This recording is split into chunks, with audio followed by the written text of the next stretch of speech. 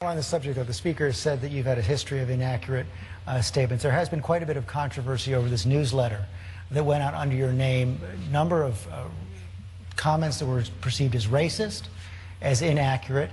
You've said that even though they were written under your name, that you didn't necessarily know they were written. You don't necessarily stand by them. Can you really take the time now and explain to everybody what happened there, how it was possible that those kind of comments went out under your name without you knowing about it? It's been explained many times, and there were things written 20 years ago approximately that I did not write. So concentrating on something that was written 20 years ago that I didn't write, is diverting the attention from most of the important issues. But the inference is obvious that, and you even bring up the word racial overtones. More importantly, you ought to ask me what my relationship is for racial relationships. And one of my heroes is Martin Luther King, because he practiced the libertarian principle of peaceful resistance and peaceful civil disobedience, as did Rosa Parks did.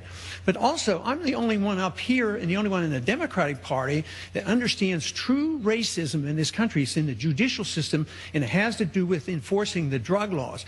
Look at the percentages. The percentage of people who use drugs are about the same with blacks and whites, and yet the blacks are arrested way disproportionately. They're prosecuted in prison way disproportionately. They get the death penalty way disproportionately. How many times have you seen a white rich person get the electric chair or get execution? But poor minorities have an injustice, and they have an injustice in war as well, because the minorities suffer more. Even with a draft, they suffer definitely more, and without a draft, they're suffering disproportionately. If we truly want to be concerned about racism, you ought to look at a few of those issues and look at the drug laws, which are being so unfairly enforced. We want to thank you for the first round. Romney, do you believe that states have the right to ban contraception, or is that trumped by a constitutional right to privacy?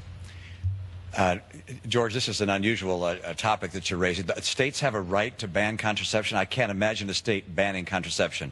I can't imagine the circumstances where a state would want to do so. And if I were a governor of a state or a legislator of a state, I would totally and completely oppose any effort to ban contraception. So you're asking, given the fact that there's no state that wants to do so, and I don't know of any candidate that wants to do so, you're asking, could it constitutionally be done? We can ask our constitutionalist here. I'm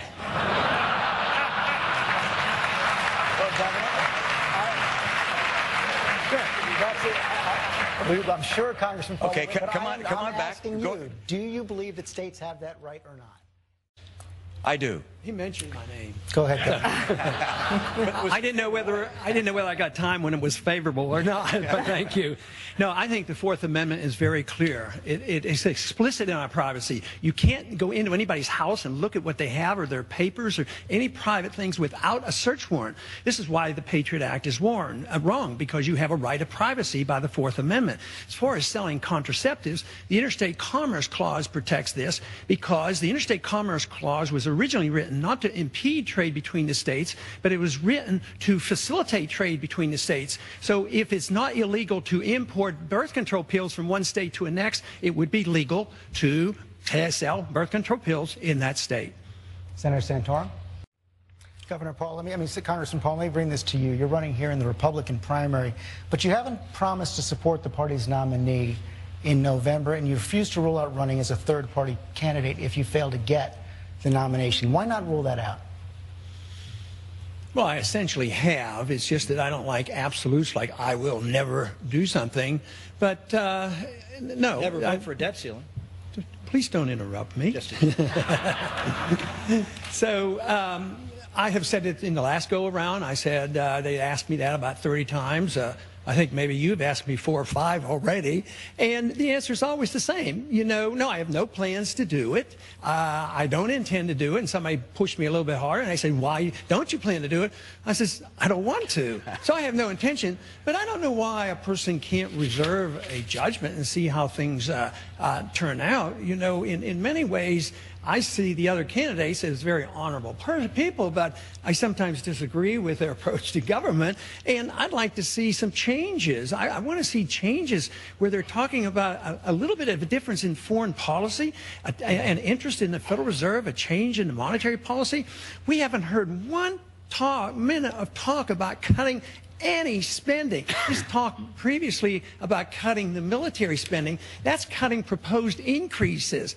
This is why I have proposed that we cut a whole $1 trillion the first year. If we're serious as Republicans and conservatives, we have to cut. So I want to put as much pressure on them as I can. But besides, I'm doing pretty well. You know, third wasn't too bad. I wasn't too far behind it. Doing pretty well. Catching up on Mitt every single day. Governor Perry, do you think everyone... Our troops. Well, I want to give Congressman Paul a chance to weigh in here because foreign policy is something that a lot of people think is your Achilles heel when it comes to getting elected. You've said that you wouldn't have authorized the raid to get Osama bin Laden. You think that a nuclear Iran is really none of our business. How do you reconcile that when part of your job as president would be to prepare? I think that's a misquote. I don't want Iran to get a nuclear weapon. I voted to go after bin Laden, so that, you know, takes care of that. But, you know, this business about when to go in, I don't think it's that complicated. I think we've made it much more complicated than it should be. Yes, the president is the commander-in-chief, but he's not the king. And that's why we fought a revolution, not to have a king and decide when we go to war. We would have saved ourselves a lot of grief if we only had gone to war in a proper manner. And the proper manner is the people elect congressmen and senators to make a declaration of war, and then we become the commander-in-chief and we make these decisions. But we went into Afghanistan, we went into Iraq, and now we're in Pakistan. We're involved in so many countries. Now they want to move on to Syria, and they can't. There's some in Washington now can't wait till they start bombing Iran. We have to change this whole nature. You know, something happened this week I thought was so encouraging, and it reminds me of how we finally talked to the Chinese. I mean, they had killed 100 million of their own people, but we finally broke the ice by playing ping pong. But today, the American Navy picked up a bunch of fishermen, Iranian fishermen, that had been held by the pirates and released them. And they were so welcome. It was just a wonderful thing to happen.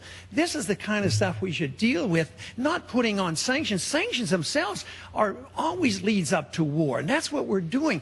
Eastern Europe is going to be destabilized if they don't have this oil, and this just pushes Iran right into the hands of the Chinese. So our policy may be well-intended, but it has a lot of downside, a lot of unintended consequences, and unfortunately, blowback. A final word. And Congressman Paul, we hear over and over again people are hoping for a great vision for America once again, America on the move once again. Give us the great vision that is realistic, given the financial situation, a realistic, great vision for America. Well, it's to restore America to our freedoms, restore America to our principles, and that is individual liberty and our Constitution and sound money. And in doing that, you have to understand economics. You can't solve any of this economic crisis unless you know where the business cycle comes from and why you have bubbles and why they break. You have to understand that we've had a financial bubble that's been going on for 40 years. It's collapsing. Nobody quite recognizes it, but we're in the midst of a real big correction. And the only way you can get back to growth is you have to liquidate the debt. But instead of liquidating debt, what we've done is the people who build up the debt on Wall Street and the banks, we've had the American taxpayer bail them out. We bought it through the Federal Reserve and through the Treasury, dumped it on the American people. The middle class is now shrinking, and we don't have jobs. But if you're an individual or a businessman, if you're consuming everything you're earning just to finance your debt, you can't have growth. So we have to liquidate debt. This is the reason I call for cutting spending. The only one that's calling for real cuts. You have to have real cuts. That's what the Republican Party used to stand for. But you can't liquidate debt. You can't keep bailing out the debt. That's what Japan has done for 20 years, and they're still in their doldrums. We did it in the Depression. We're into this now for 5 years, and it has to end. It's only going to end until after we understand the business cycle. There is a vision. I'd be home with my family, but if they all went to bed, I'd probably read an economic textbook.